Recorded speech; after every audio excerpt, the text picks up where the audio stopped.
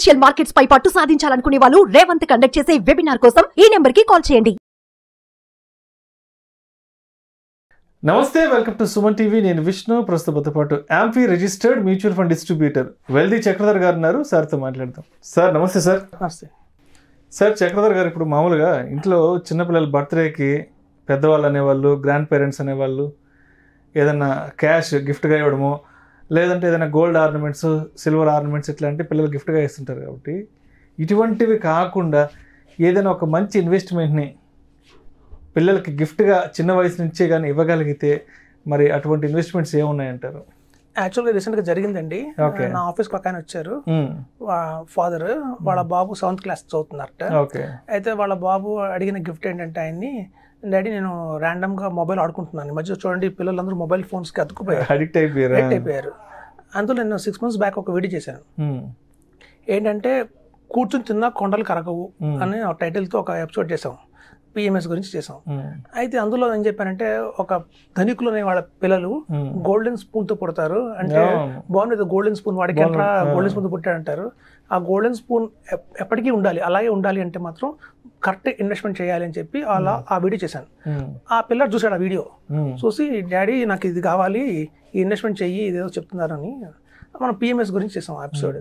అంటే ఏంటంటే అందులో మనం చెప్పింది ఏంటంటే, 50 lakhs కనుక మనం ఇన్వెస్ట్మెంట్ చేస్తే 10 yearsకి దాని వాల్యూ 3 crores అవుతుంది. 3 crores అంటే చూడండి, ఇప్పుడు సాధారణంగా ఒక 12 ఏళ్ల పిల్లాడు ఉన్నాడు, లేదా 10 ఏళ్ల పిల్లలు ఉన్నారు అనుకోండి మా ఇంట్లో.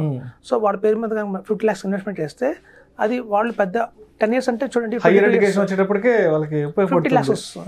మనకి పెట్టింది 50 లక్షలే, కానీ 3 కోట్లు అవుతుంది.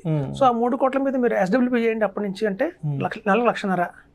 సో మనకి జాబ్ వచ్చిందా రాలేదా టెన్షన్ లేకుండా ముందు ఏంటంటే వాళ్ళకి బేసిక్ నీడ్స్ మనం ఇచ్చిన వాళ్ళం అవుతాం లైఫ్ టైం. చూడండి అందరూ చెప్పేది అదే, ఎస్ఐపి చేయండి, తర్వాత సిస్టమేటిక్ విత్డ్రాయల్ ప్లాన్గా మార్చండి అంటున్నారు. సో మనం ఇట్లాంటి కనుక మంచి గిఫ్ట్ ఇస్తే కనుక పిల్లలకి వాళ్ళ భవిష్యత్తు మనం చూసుకోక్కర్లేదు. సో అదే ఆ పిల్లడికి బాగా క్యాచీగా నచ్చింది.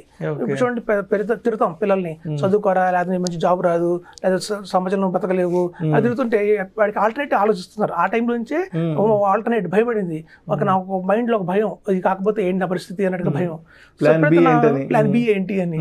సో ఎప్పుడైతే నా వీడియో చూడంగానే మ్యాచ్ చేసుకున్నాడు, సింక్ చేసుకున్నాడు. ఓకే, నాకు వాళ్ళ ఏమన్నా రాకపోయినా ఇదేదో బాగుంది అని ప్రాణం తీసి వాళ్ళ ఫాదర్ చెప్తే నాకు పిఎంఎస్ చేస్తావా లేదా అని కూర్చున్నాడు. సో అప్పటికి ఆయన దగ్గర 10 lakhs అయితే అవైలబిలిటీలో 50లో ఉన్నాయి. సో FDలో ఉన్న 10 lakhsని ఒక మామూలుగా మ్యూచువల్ ఫండ్స్లో రంసంగా ఇన్వెస్ట్ చేశారు మన దగ్గర. ఒక ప్రాపర్టీ ఉందండి, ఒక చిన్న కమర్షియల్ షాప్ ఏదో ఉంది, దాన్ని నేను సేల్ చేస్తున్నానండి. అది సేల్ అవ్వగానే అమౌంట్ వస్తుంది, అప్పుడు నేను మిమ్మల్ని కలిసి ఆ 50 lakhs మా వాడిని అడిగినట్టుగానే. ఎందుకంటే చూడండి, ఎప్పుడైతే మనం 2034, 2044 వస్తుందో, అప్పుడు ఎప్పుడైతే నెంబర్ 1 ప్రోడక్ట్గా నిలుస్తుందో పిఎంఎస్, అప్పుడు ప్రతి ఒక్క పిల్లలు అడుగుతారు పేరెంట్స్ని, డాడీ నువ్వు పిఎంఎస్ చేయలేదు ఆ రోజున. ఇప్పుడు చూడండి, నిప్పాన్ ఇండియా గ్రోత్ ఫండ్ చెప్పుకుంటున్నాం. 2004లో మనం చాలా మంది చెప్పాం, నిప్పాన్ ఇండియా గ్రోత్ ఫండ్ వేయండి, అధిక లాభాలు వస్తాయి అని చెప్పాం. అప్పుడు చాలా మంది వేరే చార్ట్ అకౌంటెంట్ కలిసి, లేకపోతే బ్యాంక్ మేనేజర్ని కలిసి రైట్ డెసిషన్ తీసుకోలేదు ఆ టైంలో. సో ఇవాళ ప్రతి ఒక్కళ్ళు అనుకుంటున్నారు, అరే మనం ఒక మంచి ప్రోడక్ట్ మిస్ అయ్యాము, ఒక నిప్పాన్ ఇండియా గ్రోత్ ఫండ్ లాంటి ఇన్వెస్ట్మెంట్ మిస్ అయ్యాము. ఇప్పుడు చాలా మంది పిల్లలు అడుగుతారు కూడా, డాడీ ఎందుకు ఆ టైంలో అట్లాంటి నిప్పాన్ ఇండియా గ్రోత్ ఫండ్లో వేయలేదు అని చెప్పి.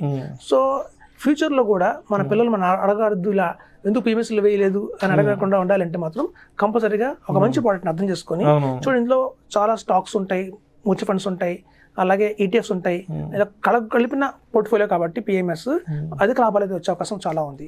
సో మనకి ఏంటంటే షార్ట్ టర్మ్ కావచ్చు, లాంగ్ టర్మ్ కావచ్చు, రెండింటికి కూడా ది బెస్ట్ ప్లాన్ కనుక మనం పిఎంఎస్ కింద చేయొచ్చు.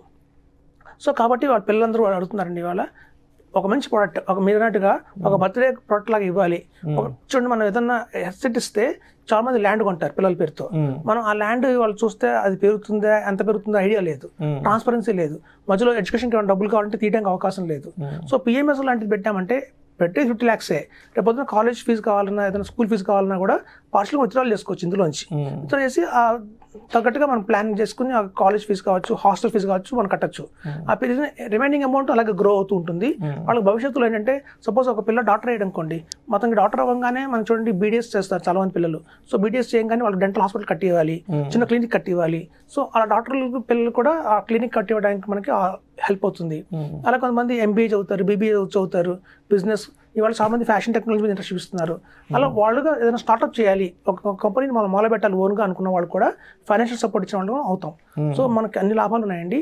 సో పిఎంఎస్ ఏదో బర్త్డే గిఫ్ట్ అనేది కాకుండా పిల్లల భవిష్యత్తు కోసం కనుక దృష్టి పెట్టుకుని కనుక మనం మంచి ఇన్వెస్ట్మెంట్ కనుక చేస్తే రాబోయే 10 సంవత్సరాల తర్వాత అది 3 crores నుంచి 4 crores దాకా అవుతుంది. కాబట్టి ఆ అమౌంట్ వాళ్ళు ఏదైనా మంచిగా ఎంటర్‌ప్రెన్యూర్‌గా మారచ్చు, లేకపోతే ఒక డాక్టర్ అయితే కనుక క్లినిక్ పెట్టుకోవచ్చు, లేదంటే హైయర్ ఎడ్యుకేషన్ కి ఉపయోగించుకోవచ్చు, ఫారెన్ కి వెళ్ళాలన్న టైంలో ఉపయోగపడుతుంది.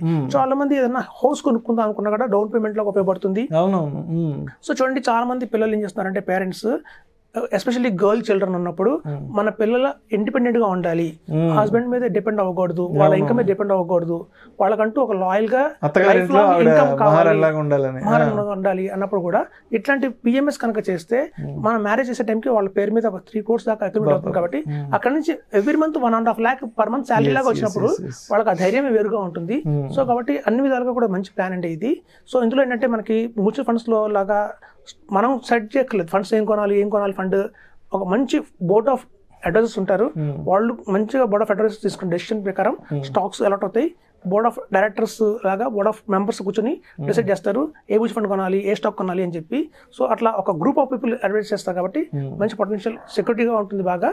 సో మంచి నిర్ణయం తీసుకుంటారు, మంచి స్టాక్స్ మంచి మ్యూచువల్ ఫండ్స్ ఇన్వెస్ట్ చేస్తారు. కాబట్టి పిఎంఎస్ ఇస్ ద బెస్ట్ అని చెప్తున్నాము.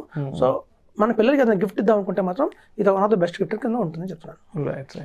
Thank you sir, thank you so much Chakradhar గారు. థ్యాంక్స్.